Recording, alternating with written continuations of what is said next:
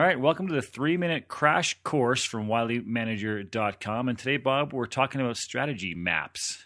Yeah, we are. We're going to, first we'll talk about what a strategy map actually is, and then we'll talk very briefly about why you want to use it, and finally I'll give you a brief overview of what it looks like.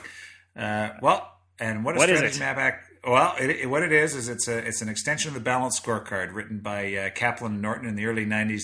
These guys put together the elegantly simple tool of the balanced scorecard.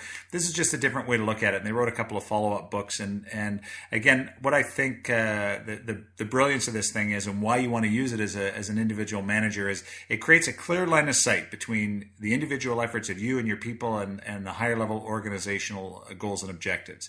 It actually translates those things into what you're going to be doing every day. It aligns the people in action together. And interestingly, as a byproduct of it, it actually helps put a value on things that are traditionally viewed as hard to measure. Okay. Which is kind of cool. Yeah. Excellent. Maybe walk us through a little bit in terms of what goes into creating a strategy map. How do you go about creating one, and what kind of thinking do you put into it? Okay. Well, you've got high-level goals, and again, I'm going to talk about it in terms of what an individual manager would do. And again, organizations do these for the whole organization. I'm talking about an individual manager, and some cog in the wheel.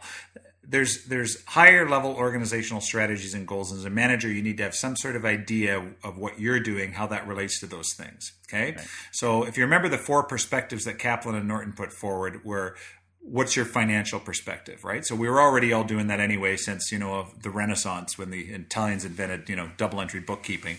And then it took us till 1990 to make the next evolution in measurement. But nevertheless, we've got financial perspective, right? So what that does is that, okay, how do we achieve our financial goals? Well, the way we do that is that we take care of our customers. Okay, our customers generate returns to make financial returns. What do we do how do we keep our customers happy and so that they'll generate those financial returns? Well, we have to be good at whatever widgets we're making, right? We have to have good internal process, good on-time delivery, quality, all those things. Well, how are we good at those things? We're good at those things by continuing to improve and innovate as an organization. When we look at them in those ways, we can translate things in innovation and learning, as an example, over to the higher level organizational strategies.